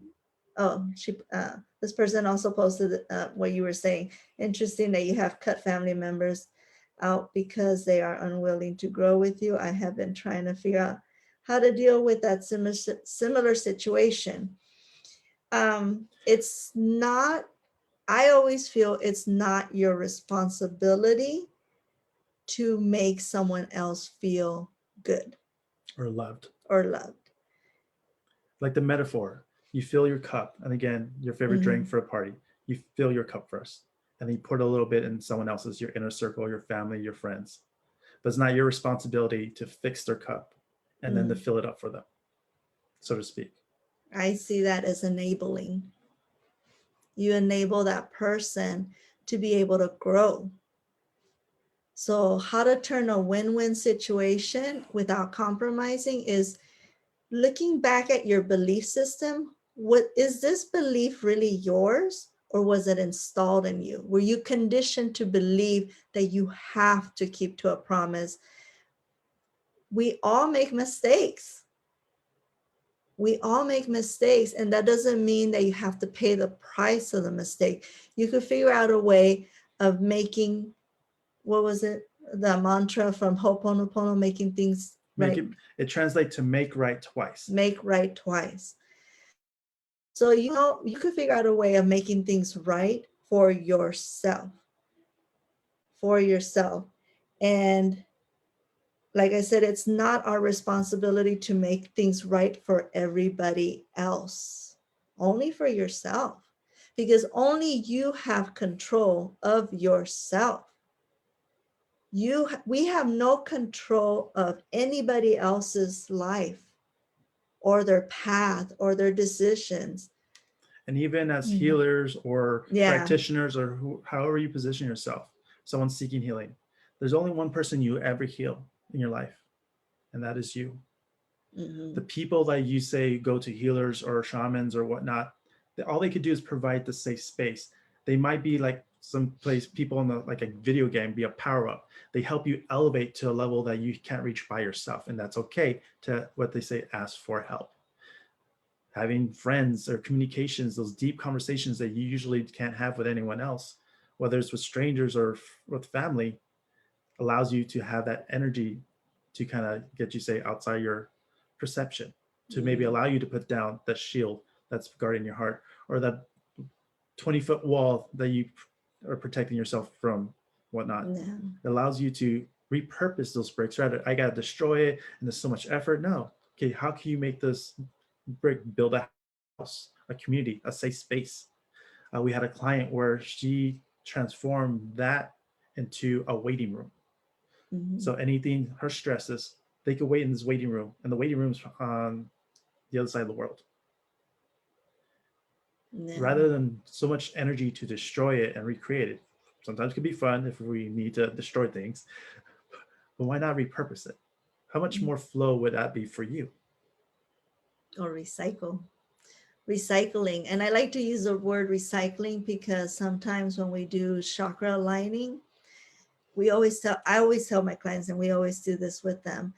I always tell them, all that negative that is within you, send it down to the soil, the earth with our chakras, or send it to our higher source and recycle it to come back as something positive, as something new. And that, like I said, just like I gave the examples of the leaves that one shriveled up, we still have the power within ourselves to heal and turn it back into a beautiful green leaf. So any ugly stuff that is within us that doesn't belong there, you have the power to turn it around, send it down to the earth or send it to your higher source, recycle it, turn it around, bring it back. But now it's something even better, much more positive, so I'm just going to check here. There's a saying in one of our Yes. families: don't give your heart away, take your heart back and be who you are. And yes, and I do recall reading something similar to that in Don Miguel's Mastery of Love. Mm-hmm. Pretty much, we, for some reason, get in a relationship, we poke each other's wound, thinking that's normal, rather than detoxifying ourselves because we hold on to these traumas. And at one point, oh, I think I love you. You're responsible for my heart now. We give our heart away. We mentally, emotionally, that obviously affects. And then the moment your partner is afraid or uncertain, drops your heart and shatters to a million pieces. Why is it their responsibility? Is what I ask you. Mm-hmm. When will you take responsibility for your own? Recording pause. Something happened. Okay, we gotta make sure we're recording this. Perfect. Anything, Joanna, do you want to share? You're muted. Oh.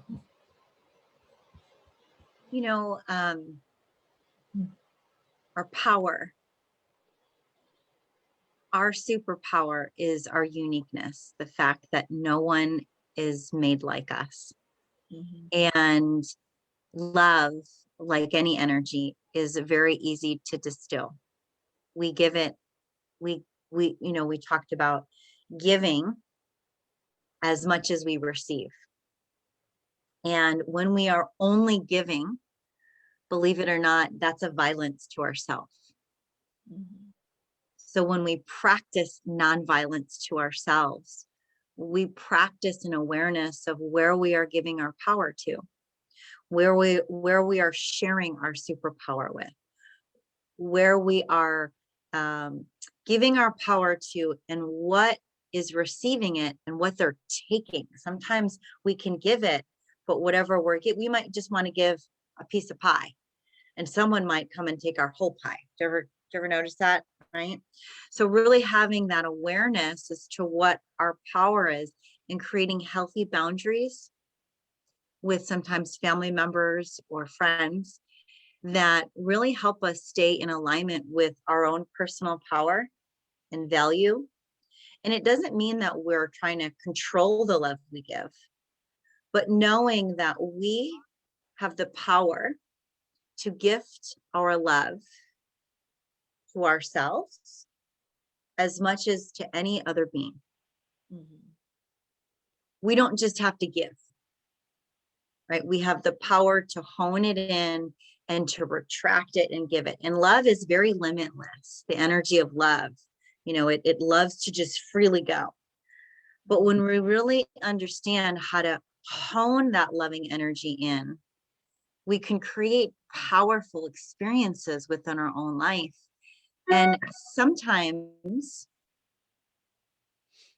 sometimes we get to practice that by creating boundaries with people we love, which can feel sometimes like, it's hard. I mean, raise your hand if you've ever had to practice, holding a personal boundary, and you've practiced knowing that you could love, but don't. Because to give that to someone that's not ready to receive, or that's not receiving it from the same vibration you're giving it, they're going to suck the whole pie instead of let it be an energy that interlocks and flows back and forth, right? An energy exchange from something that's healthy and positive should be a natural flow of giving and receiving. Mm-hmm. right? And our family members, they're kind of like that inserted belief system. They're sort of this trajectory that we've been given, like, okay, we're family. We've got to love each other. Yeah. And we're family and we can say whatever we want. And we're family and we can do right. And so somehow along the way, we tend to give a little more to family and we don't get the same back as we receive it from family. And that's when some of those cords can kind of like wrap around us and put a block. And it's usually a block that's in our throat, in our heart. Sometimes we feel it like a knife in our back. And so when we create that release, and then we have that awareness that even family, who we kind of are born into this natural karmic energy with, even family, we can morph our energy in love and how we give and receive. But I think our brain likes to trick us, that trickery that the ego kicks in. And sometimes our brain can tell us that when we give a boundary to someone we love, we're mean. We're not good. Because if we love somebody, we're supposed to just love. Yeah. And that even means that if we're loving the person we love and we're loving beings, that if someone's not treating us fairly, well, we just have to love. Because remember, our first job is to self-love. And we would never let anyone hurt our child, right? Yes. We would always ask our child to use their words, to practice patience, to practice respecting themselves, right? So when we start from here and we don't react to the energy of give, especially to family, to close friends, to loved ones, loving relationships, those contracts change. So sometimes we can make promises because going into agreements, we're in a different space than where we evolve. And that in itself can trip us up mentally because there's this energy called loyalty. And we're also inserted this belief system that a loyal person is always going to love, is always going to show up, is always going to respond, right? Well, a self-loving person knows that, yes, I do love, and yes, I do hear you, but I don't have to react to you. And sometimes my response could be to just stay home. And because if I'm in alignment, I have more to give you. It might not appear like I'm giving you anything because I'm not outwardly expressing that, right? And that fusion of pouring out and giving, because I'm in a receiving state. But I assure you, think about it. How many times do we learn from those that honor themselves? Right? And sometimes it's really hard, especially with our children. We call it, in fact, tough love, right? When we have to just hold space for them. And it doesn't mean we don't love them, but we're practicing showing them how to not be reactive and impulsive and to give to their demanding needs, but to hold space, because out of love, right, we allow them to do that for themselves, right? And when they receive that, they grow. So loving someone, sometimes in a promise, like someone else had made, like I made a promise, just like life changes every day is different. We're growing every day. So the person that you might have been when you made that promise is probably not the person you are today, nor are they. So our promises and contracts should inevitably evolve with us just the same, full of really healthy boundaries, alignment, and an ebb and flow of homeostasis that is giving and receiving simultaneously. And that sometimes means that the way that we express our love is by being it versus just giving. So there's a few different ways that love can create space and morph into different things in our life. It's not always going to take the same form, nor should it. Yeah. Hopefully it'll change and it'll create the shape of you, because you see me, you see how I'm shaped, see how my face is shaped, my body shaped. Well, let me tell you something. When I was going through many, many years of learning and trauma, I didn't look this way. Mhm. You could see the pain in my skin. You could see the tire in my eyes. You could see that my energy was worn down and depleted because I wasn't loving myself. Today, when you see me, my skin shines, my teeth are bright, my face has a different energy, my shape is different. All of our shapes change as we change because we morph energetically by how we breathe. Think of a mountain. You can see mountains all over the world, but their shape is carved by the weather, the way the sun is hitting it, the way the wind's hitting it, the way the energy from our seasons change, right? Mountains take different shapes. We use this term Tadasana in yoga. It's a mountain pose where you're standing tall, grounded into the earth. But now think of that as you breathe in, think of the shape your body takes. As you exhale, think of the body you take, right? Look around, start to observe the different shapes that people form. It's all energy. They're creating the shape of their body because of how they're moving energy. Their eyes look a certain way, their mouth. I mean, some's genetics, yes, but even genetics were shaped and formed from energy. So look at yourself. Look at other people. Notice how some people are like this. Yes.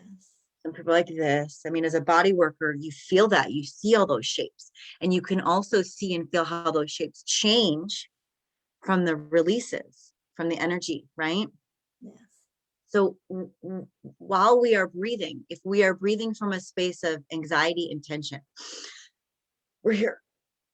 Yes. If we're breathing from a place of relaxation, if we're breathing from an open heart, we're relaxed. If we're closed, we might be here, right?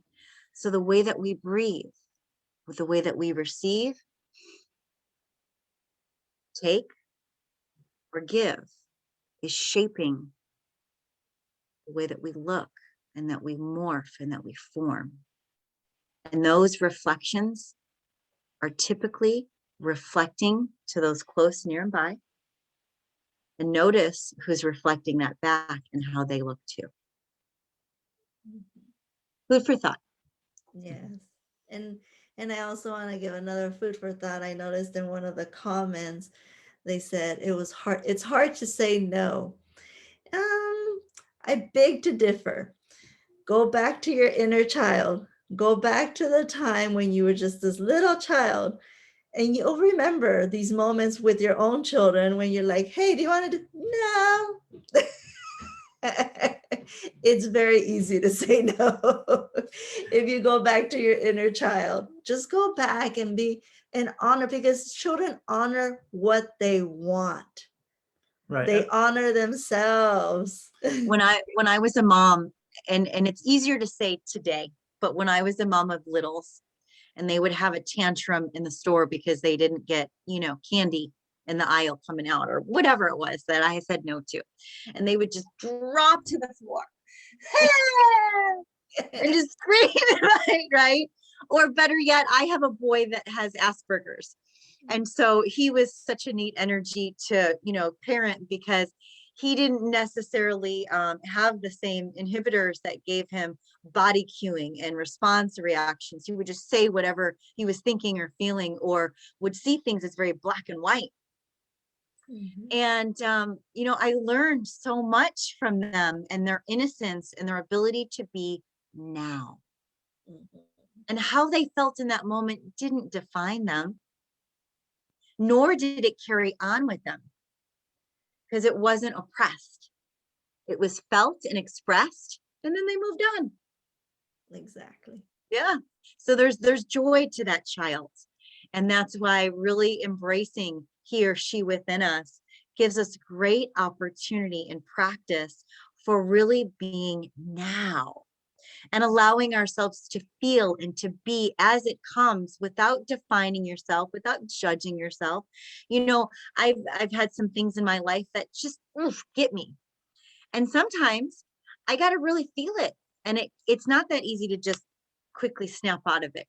So I've learned to give myself time to be with it. But I time it, and I'll say, okay, Yeah. for a while when I was in it, I needed longer time to feel stuff. Now, when the triggers come up, it might just give it 5 minutes, 10 minutes, right? And then I put that lid back on the container or the box and say, all right, you have felt, you've been heard. And now we get back to that alignment place and we give it. So honor your feels. They show face for a reason. And just know that all of those, think of Humpty Dumpty, right? He sat on the wall and then he had the great fall. And all the king's horses, they put Humpty Dumpty back together again, right? So no matter how many times you break open, as you find your pieces, you might discover something new about yourself, which is a beautiful thing. And when you put yourself back together, enjoy that mosaic that you are, and know that every crack in the seam is a beautiful opportunity and space for your light to shine through. And it's the light that shines through the cracks of your wounds that gives you compassion for others, forgiveness, and more love than you ever knew of. So be proud of your mosaic. Be proud of your wounds, your scars, your cracks, and just know that you received those for great reason. It's your purpose. Yes. Which someone shared a quote: "We're meant to be original. Don't resign yourself to be a mere copy," which kind of led me to remind, like, one of the challenges, even as a kid, most of us probably had that same lesson of, if you have nothing nice to say, don't say it at all. Again, we challenge you. The last, before we wrap it up, the last assignment is, there's different processes, but write down your beliefs. What comes up? For the longest time, I held on to that belief. And so that became stuck energy. So rather than questioning that replica of this, whatever lesson, wherever it generated from, of if you have nothing nice to say, don't say nothing at all. I noticed that stuck energy affected the communication, full communication with my lovely wife. It made her seem that I was hiding and possibly doing other things inappropriately that could detriment our relationship. But realistically, things I wanted to say versus things that need to be said were suppressed by this stuck energy or value or belief. Question everything. Question it not so much that you're wrong. Question it that, can I evolve this? Is this beneficial now? What can I do to shine, like Joanna said, my mosaic? How can I shine my inner love, my inner heart, to be authentically who I am and who I'm meant to present myself to the people around me, to the world, to this journey I choose to live. Yeah, and again, and I'm going to repeat this again to end it. Be your inner child. Explore that inner child, because that, like I said before, and I've said it many times, your inner child has many answers to what you need to know now. To heal, to move on, self-love, it's just that inner child has so many answers. And sometimes I even look at my own daughter for that answer. I just observe her. If something does not feel aligned within me, I'll observe her that day and I see how easy it is for her to just to be in that moment. And I'm like, well, why am I being stuck? Why am I not being me for that moment? So I'm like, oh, poof, gone. And it's just, and it came with practice. It comes with practice, definitely. Go for it. Okay. So again, it's the 10 o'clock hour. We want to honor everyone's time. And I want to thank everyone that has joined us via Zoom, through Facebook Live. We will be doing this tomorrow, our second day. I highly suggest you join in tomorrow. We're going to add a little bit more. You know, we're going to have Debbie as our guest speaker presenting some crystals for the heart, and, you know, just tools to also use to, you know, tap into our heart. I know we always touch our heart here, but our heart is like all of our body. Our heart is our body. It's our mind. It's our shape, like Joanna was talking about, our shape, our face, everything. So we're going to talk more. We're going to add a little bit more tomorrow. And then on Sunday, we're going to add even more and more tools and exercises. So please join us, and thank you again. Thank you. Thank you, Joanna, for being present with us today, and for everybody. And this time we are not going to hold a private session. So if you have any questions, please reach out to us. Mhm. And we'll post up our contact information on either Meetup or Facebook so you can see how to reach out to us. Yes. Thank you. And namaste. Thank you.